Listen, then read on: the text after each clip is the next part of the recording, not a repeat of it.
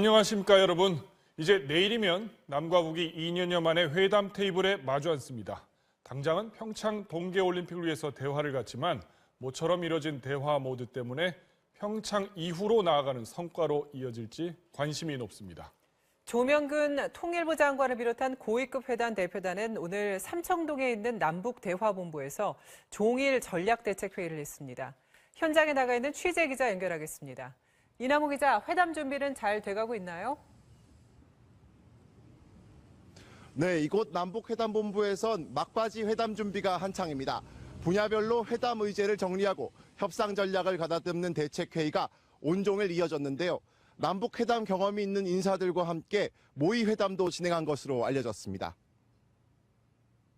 내일 회담의 개시 시각은 오전 10시. 핵심 의제는 평창올림픽과 남북관계 개선입니다. 평창과 관련해서는 남북 선수단 동시 입장과 단일팀 구성, 북한 응원단과 대표단 파견 문제 등이 포괄적으로 논의될 예정입니다. 남북관계 개선 방향도 논의될 예정인데요. 우리 측 수석 대표인 조명균 통일부 장관은 이산가족 상봉 문제부터 언급했습니다. 남북관계 개선 문제를 논의하는 과정에서 이산가족 문제라든가 또 우리 군사적 긴장을 완화하는 문제 등을 포함해서 함께 논의할 수 있도록 준비하고 노력을 하겠습니다. 반면에 북한은 한미합동 군사훈련 중단이나 개성공단, 금강산 관광 재개 문제 등을 거론할 것으로 예상됩니다. 하지만 양측 모두 우선은 평창 관련 합의를 이루는 데 주력한다는 입장인 만큼 첫 회담은 큰 진통 없이 끝날 거란 전망이 우세합니다. 우리 측 대표단은 내일 새벽 이곳 남북회담본부에 모여 최종 점검을 마친 뒤 오전 7시 30분쯤 판문점 평화의 집으로 출발합니다. 지금까지 남북회담본부에서 MBC 뉴스 이남호입니다. 아랍에미리트 왕세제의 최측근인 칼둔 아랍에미리트 아부다비 행정청장이 오늘 방한했습니다. 그는 임종석 청와대 비서실장의 아랍에미리트 방문 시 배석했던 인물인데요. 그의 방한은 이명박 박근혜 정부 당시 원전 수주와 관련해서 아랍에미리트와 군사 관련 이면 합의를 맺었다는 의혹이 제기되고 있는 상황이어서 이목이 집중되고 있습니다. 김민욱 기자의 보도입니다. 칼둔 아랍에미리트 아부다비 행정청장이 전용기를 타고 방한했습니다. 김포공항에 도착한 뒤엔 일반적인 입국 절차 없이 바로 차를 타고 공항을 빠져나갔습니다. 오후엔 삼엄한 경비가 펼쳐진 국회를 찾아 정세균 국회의장을 비공개로 예방했습니다. 국회의장 면담은 칼둔 청장 측의 요청으로 진행된 걸로 알려졌습니다. 아랍에미레이트 쪽에서는 어떤 경우에도 양국관계 발전에 대한 마음은 변함이 없고 계속 지속해 나가기를 원한다. 칼둔 청장은 지난달 아랍에미리트를 대통령 특사로 방문한 임종석 청와대 비서실장이 모하메드 왕세제를 예방했을 당시 배석했던 인물입니다. 칼둔 청장이 모하메드 왕세제의 최측근인 점 때문에 이번 방안에서 향후 양국 간 협력과 관련한 왕세제의 메시지를 전달할 가능성이 높아 보입니다. 그의 방안은 이명박 박근혜 정부 당시 원전 수주와 관련해 아랍에미리트와 군사 관련 이면 합의를 맺었다는 의혹이 정치권에서 제기되고 있는 상황과도 관련해 눈길을 끌고 있습니다. 이명박 박근혜 정부 당시 이면 합의 의혹에 대해선 국회 동의를 요하는 사항일 수 있어 절차상 문제가 있다는 지적이 제기되었습니다. 이명박 정부 당시에 최소 4건, 박근혜 정부 당시에 최소 1건, 총 5건의 비밀 군사 양해각서가 체결됐습니다. 지난달 임종석 청와대 비서실장이 대통령 특사로 아랍에미리트를 방문한 배경을 놓고 정치권의 논란이 계속되고 있어 칼둔 청장의 일거수일투족에 관심이 쏠리고 있습니다. 칼둔 청장은 내일 밤 출국할 것으로 알려졌는데 출국 전에 문 대통령을 직접 예방해 양국 간 교류 협력을 강화하는 방안 등을 논의할 것으로 예상됩니다. MBC 뉴스 김민욱입니다. 검찰이 박근혜 전 대통령의 개인 재산을 동결하는 절차에 나섰습니다. 국정원 특활비는 국민의 세금인 만큼 상납받은 돈을 국고에 환수할 수 있도록 미리 묶어두겠다는 건데요. 그 과정에서 박 전 대통령의 재산 중 40억 원이 유영하 변호사에게 전달된 사실이 드러났습니다. 이지성 기자입니다. 검찰이 현재 파악하고 있는 박근혜 전 대통령의 재산은 지난해 새로 구입한 내곡동 사저와 본인 명의의 예금, 그리고 유영하 변호사에게 맡겨놓은 1억 원짜리 수표 30장입니다. 박 전 대통령은 지난해 3월 삼성동 자택을 67억 5천만 원에 매각하고 내곡동 사저를 28억 원에 구입했는데 이때 남은 돈 39억 5천만 원 대부분이 유영하 변호사에게 전달된 겁니다. 검찰은 박 전 대통령의 지시를 받은 윤전추 전 행정관이 30억 원은 수표로 나머지는 현금으로 뽑아 유 변호사에게 전달했고 이 가운데 수표 30장은 지금까지 현금화되지 않고 그대로 남아있는 사실을 확인했습니다. 따라서 이 돈은 박 전 대통령이 유 변호사에게 맡겨놓은 재산으로 봐야 하고 당연히 추징 대상이라는 게 검찰의 판단입니다. 이 같은 사실을 확인하기 위한 검찰의 출석 요구에 응하지 않고 있는 유 변호사는 향후에 있을 변호사 선임에 대비한 돈으로 받아서 보관하고 있었다고 밝혔습니다. 하지만 검찰은 박 전 대통령의 변호인들이 지난해 10월 법원에 추가 구속영장 발부에 항의하며 전원 사임계를 제출한 점을 들어 적어도 박 전 대통령이 맡긴 수표 30억 원이 변호사 수임료일 가능성은 전혀 없다고 일축했습니다. 다만 사저와 예금, 수표에 대한 추징만으로도 뇌물 액수를 넘어서는 만큼 유 변호사가 받은 현금에 대해서는 별도 조치를 하지 않기로 했습니다. 검찰의 공세가 한층 날카로워지는 가운데 박 전 대통령은 지난 4일에 이어 오늘 또다시 유영하 변호사를 접견하며 적극적인 대응 의지를 내비쳤습니다. MBC 뉴스 이지선입니다. 내일 회담장 상황은 CCTV를 통해서 청와대와 남북회담 본부에서 볼 수 있게 됩니다. 남쪽에는 영상과 음성 모두, 북쪽에는 음성이 실시간으로 전송됩니다. 이정은 기자가 보도합니다. 1994년 평화의 집에서 열린 남북회담. 북한 대표가 던진 이른바 서울 불바다 발언으로 회담장이 발칵 뒤집혔습니다. 여기서 서울이 멀지 않습니다. 전쟁이 일어나면은 불바다가 되고 말아요. 이 모습은 CCTV를 통해 실시간으로 청와대와 정부 상황실로 전달됐습니다. 당시 회의가 열렸던 평화의 집은 1989년 지어진 3층 석조 건물로 판문점 남측 지역에 위치해 있습니다. 서울에서 60km 정도 떨어진 곳이지만 정부는 회담장에 설치된 CCTV를 통해 회담 상황을 실시간으로 파악할 수 있습니다. 2000년대에 교체된 최신형 CCTV에는 줌인, 줌아웃 기능이 추가되고 화면도 선명해져 참석자의 표정까지 읽을 수 있는 것으로 전해졌습니다. 평양으로는 영상은 제외하고 회담장의 음성이 전송됩니다. 회담 진행 과정에서 상대 측이 어떤 발언을 하는지, 어떤 요구를 하는지, 전반적인 분위기, 상대방의 표정 이런 것들을 읽을 수 있으니까 회담을 이끌어 나가는 데 도움이 된다고 봐야죠. 반면에 판문점 북측 지역에 위치한 통일각에서 회담이 열릴 경우 서울에선 음성만 전달받는 것으로 알려졌습니다. MBC 뉴스 이정은입니다. 정부의 부동산 대책에도 불구하고 서울 강남 집값이 연초부터 가파르게 오르고 있습니다. 이를 막기 위해 먼저 이달 말 새로운 총부채 상환 비율 DTI를 도입하고 4월부터는 양도세도 강화합니다. 보유세 인상까지 검토하고 있는데요. 이기주 기자가 보도하겠습니다. 서울 서초구의 85제곱미터 아파트. 2달 전 16억 원에 팔렸는데 17억 원짜리 매물이 나와 있습니다. 더 오를 거란 기대감에 매물도 귀해졌습니다. 공급 물량은 한정돼 있고 수요는 굉장히 좀 차고 넘치다 보니까 서초구뿐 아니라 강남과 송파 등 강남 3구의 아파트 매물 호가도 새해 들어 1억 원 넘게 올랐습니다. 올해 시행을 예고했던 부동산 관련 대책은 이달 말부터 차례로 적용됩니다. 먼저 새로운 총부채 상환 비율 신 DTI가 도입돼 대출 한도를 계산할 때 신규 대출뿐만 아니라 기존 대출 원리금까지 합산됩니다. 2억 원짜리 주택담보대출 한 건을 보유하고 있는 연소득 1억 원인 사람이 주택담보대출 한 건을 더 받으려고 할 경우 기존엔 4억 1,100만 원까지 대출을 받을 수 있었지만 신 DTI로는 3억 2천만 원으로 대출 한도가 22% 줄어들게 됩니다. 4월부터는 다주택자가 서울 등 40곳의 조정지역에서 집을 팔면 양도세를 최고 62%까지 물게 됩니다. 보유세 도입도 추진됩니다.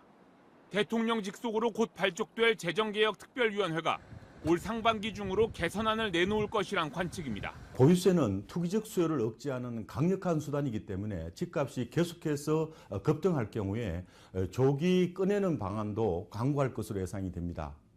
그러나 강남구 등 일부 지역을 중심으로 한 오름세가 세금보다 집값이 더 오를 것이라는 인식 때문인 것을 감안할 때 정부 정책의 효과가 얼마나 나타날지는 여전히 미지수입니다.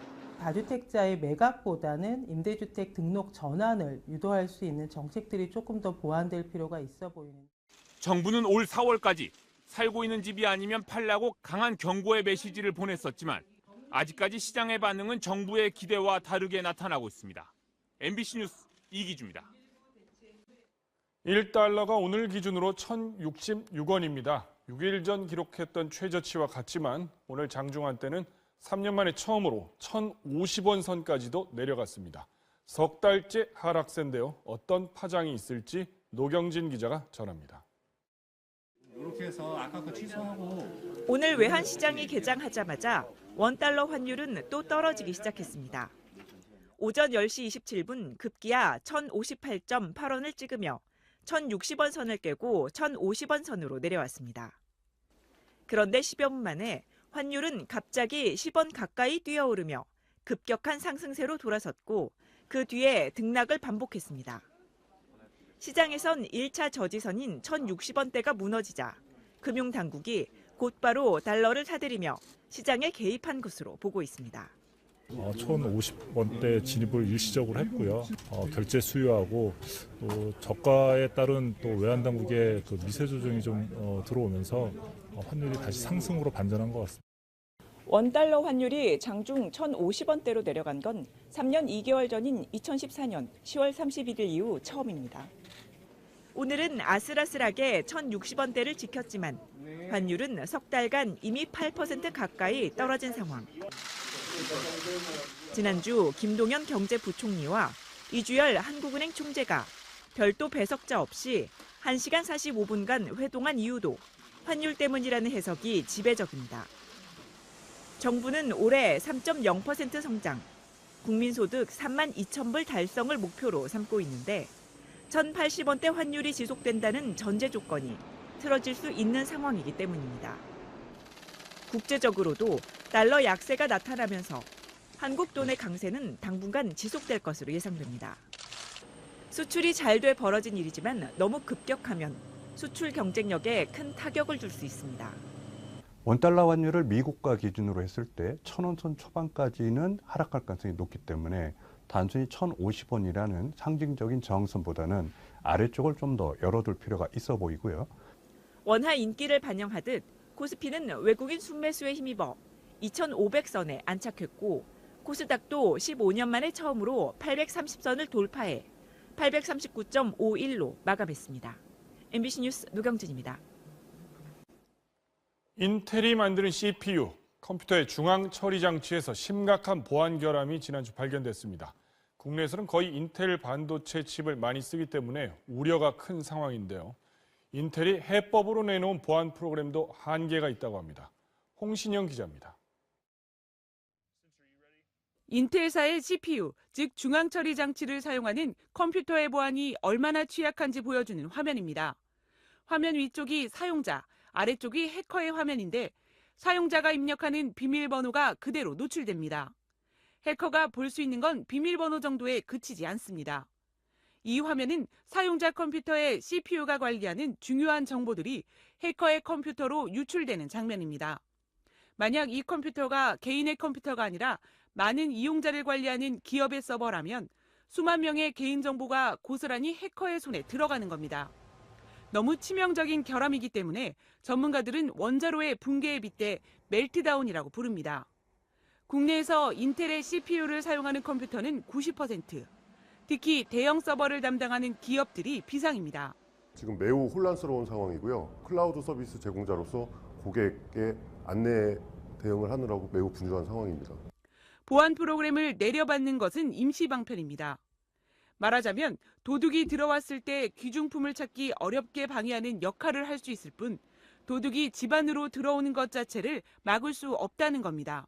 CPU의 성능을 높이기 위해서 채용을 했던 그런 다양한 기술들이 현재 보안의 취약성으로 나타난 것이기 때문에 이 소프트웨어 패치를 통한다고 하더라도 근본적인 문제가 사라지는 것은 아닙니다. 결국 중요한 정보를 보호해야 하는 기업들부터 보안이 강화된 새 CPU로 바꾸는 게 불가피합니다. 개인과 기업들이 막대한 돈을 들여서 새 CPU를 구매해야 할 판인데 문제는 그 비용을 인텔사의 청구에 받아내는 게 쉽지 않아 보인다는 겁니다. 지금 이미 이제 PC나 서버에 장착되어 있는 반도체를 빼내고 다시 꽂던가 하는 그런 방법을 취해야 되니까 사용자 입장에서는 추가적인 비용을 사실 많이 들이게 되겠죠. 아직 멜트다운 결함을 이용한 공격은 보고되지 않았습니다. 그러나 전문가들은 치명적인 약점이 온 세계에 공개된 이상 해커들의 공격은 시간 문제로 보고 있어서 국내 보안업계가 긴장하고 있습니다. MBC 뉴스 홍신영입니다. 다스 수사 속보입니다. 이 수사에서는 120억 원이라는 돈이 중요합니다. 2008년 BBK 특검은 그 돈을 다스의 격리 직원이 횡령한 개인 비리로 결론 내렸지만 검찰은 이 120억 원의 실체에 관련된 수상한 정황을 해외 매출에서 포착한 것으로 알려졌습니다. 비자금으로 의심되는 대목입니다. 조국현 기자가 자세히 설명하겠습니다. BBK 특검이 다스 직원의 횡령 금액으로 판단한 돈은 120억 원. 이 돈은 17명의 이름을 빌려 모두 43개 계좌에 분산돼 보관되었습니다. 정호영 특검은 이 돈을 비자금이 아니라고 보고 회사로 반환할 것을 지시한 채 더 이상 문제 삼지 않았습니다. 그리고 이 돈은 2008년 특검 종료 직후부터 다스 법인 계좌에 전액 반환됐습니다. 당시 다스 내부 문건을 보면 이 돈은 다스 미국 협력사가 매출 채권, 즉 외상값을 갚은 것으로 기록돼 있습니다. 실제로는 국내에서 만든 비자금을 돌려받았으면서 2008년 결산 보고서엔 해외에서 발생한 매출 채권을 회수한 것으로 표기한 겁니다. 이 때문에 다스가 받아야 할 해외 거래사의 외상값은 여전히 351억 원이지만 장부상에서는 다스 비자금 액수만큼 줄어들었습니다. 매년 한 300억 정도가 그 당시에 그 미수채권으로 남아 있었는데 지금 현재 보면 120억을 까졌단 말이에요. 하지만 실제로 우리가 그 업체한테 받아야 될 건 300이 그대로 남아 있는 거예요. 국내로 들어오지 않았는데도 장부상에서는 사라진 120억 원. 검찰은 이 돈의 행방을 쫓고 있습니다. 검찰 관계자는 오늘 그 돈이 우리나라로 들어왔는지 해외에서 비자금으로 조성됐는지 정확한 자금 흐름을 들여다보고 있다고 말했습니다. 다스의 한 핵심 관계자도 최근 검찰 조사에서 당시 서류상으로만 돈을 들여온 것이고 들어오지 않은 120억 원은 해외에 있다가 사라졌다고 진술한 것으로 확인됐습니다. 검찰이 다스의 해외 매출 채권 회수로 위장된 해외 비자금의 실체와 그 사용자를 밝혀낼 경우 다스의 실소유주가 누구인지를 밝히는데 한 발 더 다가설 수 있을 것으로 보입니다. MBC 뉴스 조국현입니다. 지난해 헐리우드를 중심으로 대대적으로 일어난 성폭력 피해 고발 운동 미투 캠페인. 나도 당했다라는 뜻의 미투를 해시태그와 함께 SNS에 올리는 캠페인이었죠. 전 세계적으로 폭발적인 반응이 있었는데 국내에서도 미투 운동이 벌어졌었는데요. 현실은 어떨까요? 김연경 기자입니다. 유명 배우들이 모두 검정 옷을 입고 레드카펫 위에 섰습니다. 수상 소감에서 여성들의 저항을 얘기합니다. For too long, women have not been heard or believed if they dared to speak their truth to the power of those men, but their time is up. 메릴 스트립, 리즈 위더스푼 등 영화, TV 등의 분야에서 활동하는 여성 300여 명이 우리 돈 138억 원을 모금해 만든 단체 타임즈업의 첫 공식 활동입니다. 직장 내 성폭력과 불평등에 적극 대응하기 위한 단체인데 지난 한 해 미국 사회를 뒤흔들었던 미투 운동이 폭로 위주였다면 적극적으로 대책을 마련하는 조직적인 운동으로 진화한 겁니다. 한국의 피해자들도 최근 성범죄를 고발하는 운동을 활발하게 펼쳐왔는데 국내에선 왜 사회운동으로 확산되지 못하고 있는 걸까요? 유명 배우들이 줄지어 나섰던 미국 사례와 달리 대부분 어린 학생, 신입사원 같은 사회적 약자라는 점을 주목할 필요가 있어 보입니다. 한 중소기업에 입사했다 직장 상사에게 성추행을 당한 신입사원 김모 씨. 가해자는 경징계에 그쳤지만 피해자였던 김 씨는 해고됐습니다. 꿈에서 막 나오거든요. 맨날 회사에서 있었던 일들이 생생하게 기억나면서 왜 나는 평범하게 살지 못할까? 자살 충동도 많이 들고 또 호소할 곳은 인터넷뿐이었습니다. 성범죄가 권력의 문제라고 하잖아요. 아무런 힘이 없는 말단 직원으로서는 어떻게 구제를 받을 방법이 없어요. 이제 막바지에 몰려서 진짜 최후의 수단으로 선택. 문화예술계에서 만연했던 성폭력 문제도 온라인 고발을 통해 수면 위로 떠올랐습니다. 수십 명의 여성들이 용기를 내 피해를 고발했지만 그중 상당수는 무고, 명예훼손 등으로 역고소를 당했습니다. 관련 내용에 댓글을 달거나 퍼나른 주변인들까지 고소 고발의 대상이 됐습니다. 한 문인에게 성추행을 당했던 이모 씨 역시 가해자가 유죄 판결을 받았지만 재판 도중 고소를 당했습니다.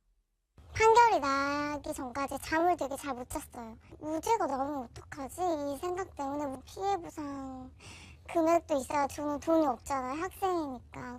가해자들이 이렇게 반격을 할 수 있는 건 피해자들을 바라보는 사회의 비뚤어진 시선 때문입니다. 그럴만하니까 그랬겠지라는 인식이 너무 많아서 주위에서 하도 그러니까 제가 오히려 반대로 이거 뭐지? 내가 수치심을 느껴야 하는 상황인가? 적극적으로 저항하지 않았다면 그게 곧 성범죄에 빌미를 준 것 아니냐는 이른바 꽃뱀론.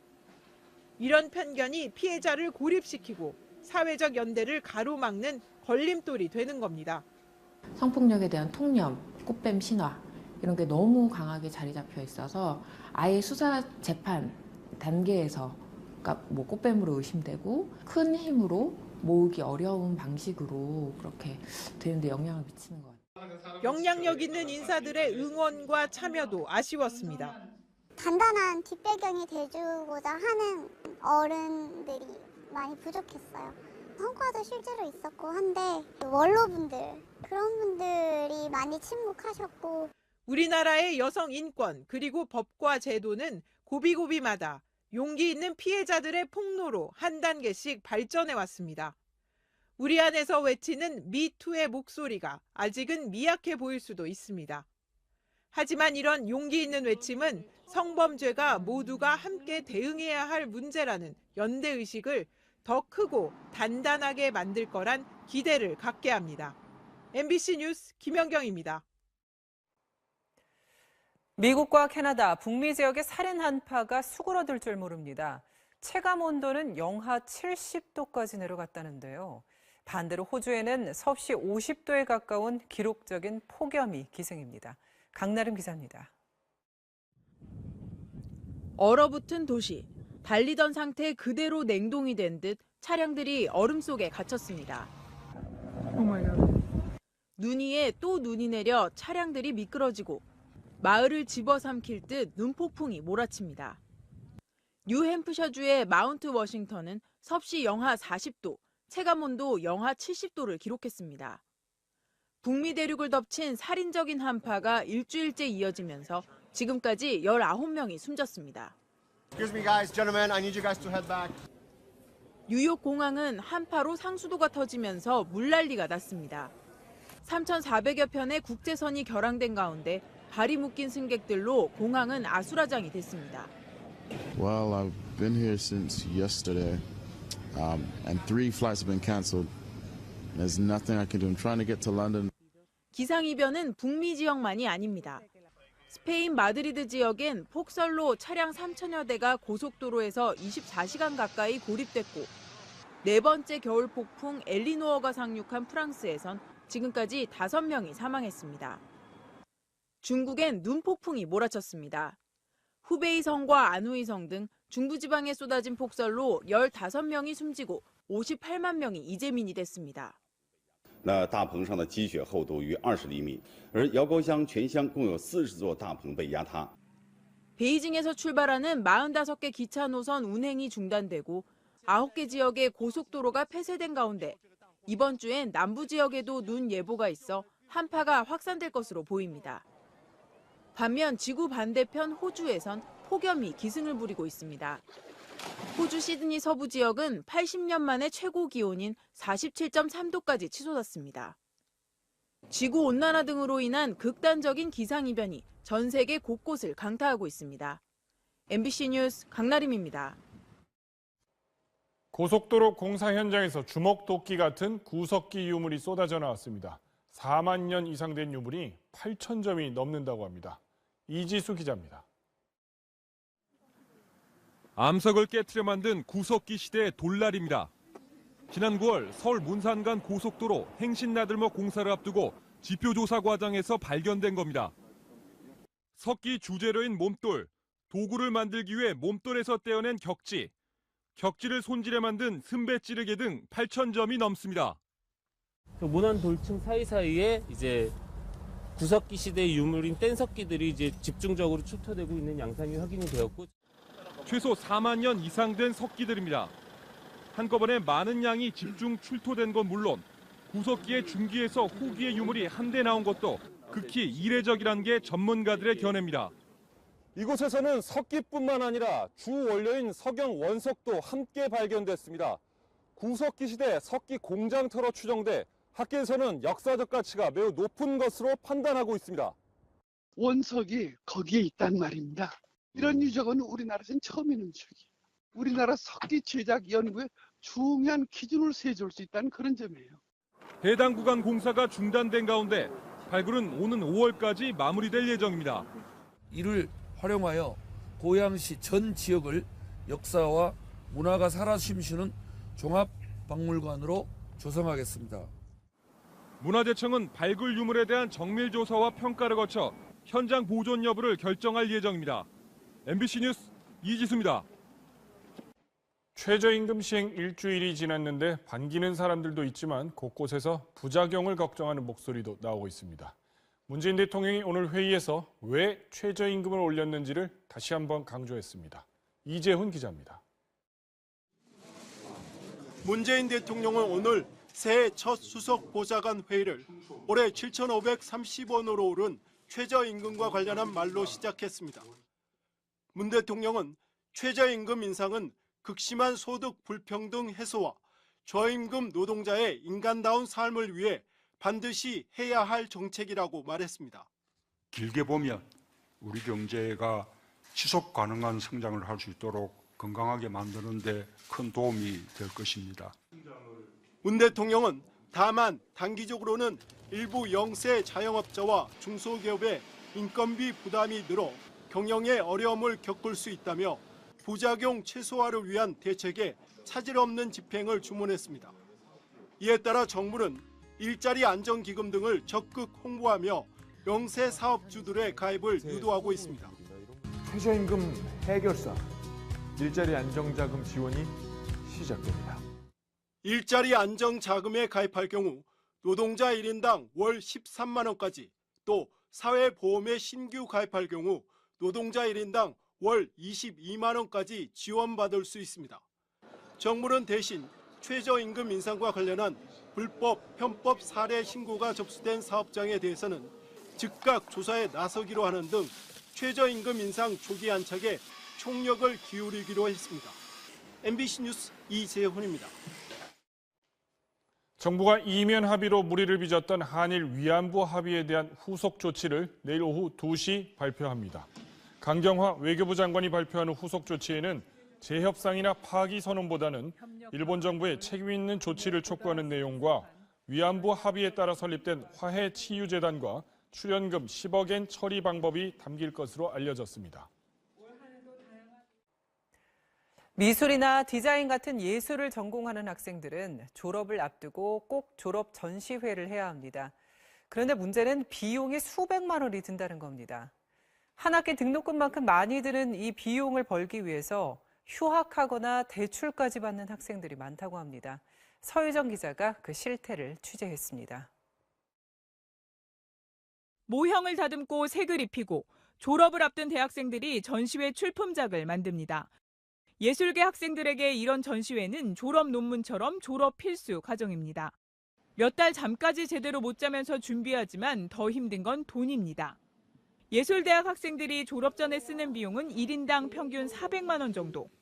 학교 측 지원이 거의 없다 보니 작품 제작에 필요한 장비는 물론 전시장 임대까지 학생들이 돈을 내야 합니다. 도색 장비, 톱 이런 것들 되게 많이 필요한데 이게 사실상 잘 구비가 되지 않다 보니까 외부 업체한테 맡기게 되고 저 아는 형은 이제 600만 원 썼다던데.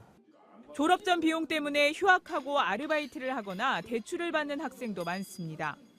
졸업 작품 준비금이 필요해가지고 그걸 벌기 위해서 좀 휴학을 했었어요.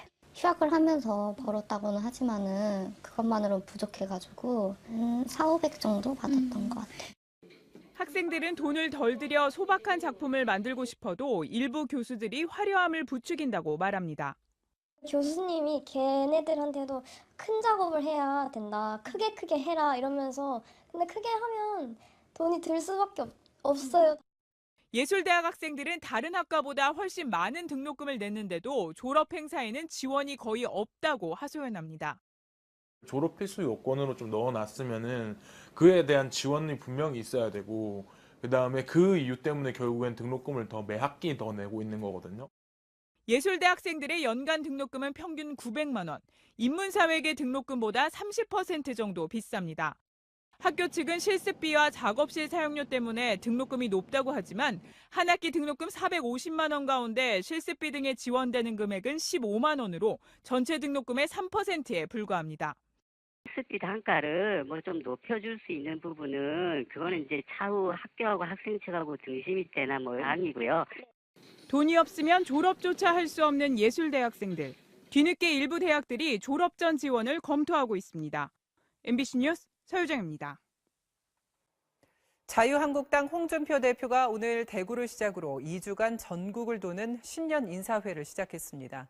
사실상의 지방선거 출장식이지만 동시에 본인이 대구의 당협위원장 자리도 신청하면서 사실상 자기 자리를 챙겨놓겠다는 선언이 아니냐는 비난이 일었습니다. 신문과 방송이 장악되었다면서 낮은 당의 지지율을 언론 탓으로 돌리기도 했습니다. 김희용 기자입니다. 네 번째 정치 인생을 대구에서 시작하고자 한다는 홍준표 자유한국당 대표의 어제 SNS 글에 한국당은 오늘 하루 종일 어수선했습니다.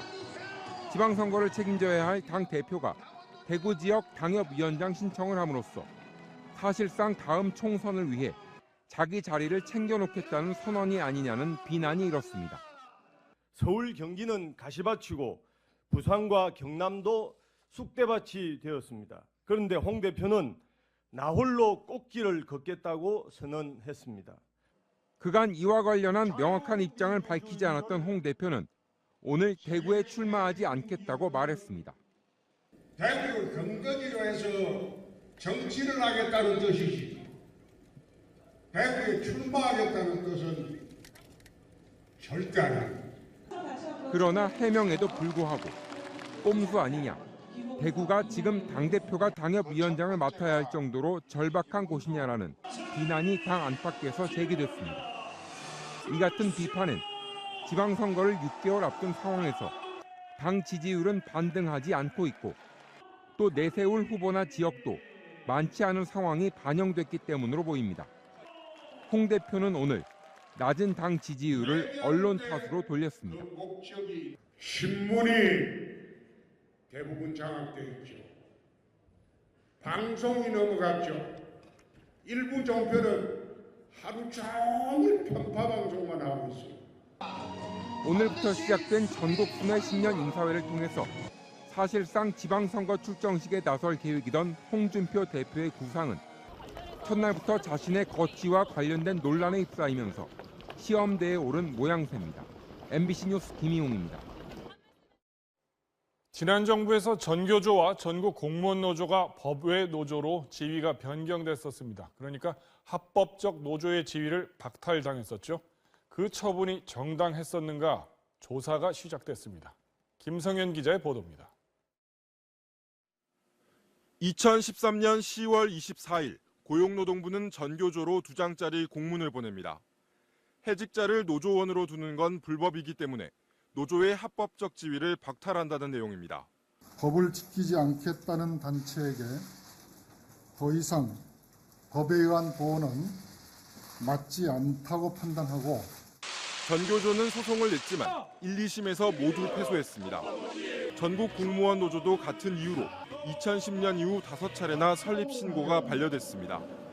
그런데 최근 고용노동부 개혁위원회가 두 단체를 법의 노조로 통보하는 과정에 문제가 있었는지 조사에 착수했습니다.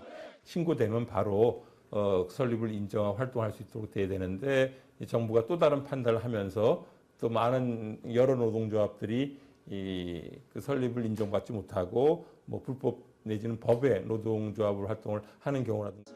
쟁점은 크게 두 가지입니다. 노조 활동 등 기본권은 법률로만 제한할 수 있는데 하위 법령인 시행령만으로 법의 노조 처분을 할 수 있는가? 또 해직자가 노조에 포함돼 있다 해서 노조 자체를 불법화하는 건 과도한 법 해석일 수 있다는 점입니다. 노조할 권리를 박탈하고 단체 행동을 부당하게 제한해온 한국 사회의 오랜 적폐를 해소하는 과제다. 법무부가 국제노동기구 ILO의 핵심 협약 비준을 추진하기로 한 것도 전교조와 전공노 두 단체에겐 희소식입니다. 누구나 노조를 설립할 수 있고 노조 활동을 이유로 차별과 해고를 금지하는 내용이기 때문입니다.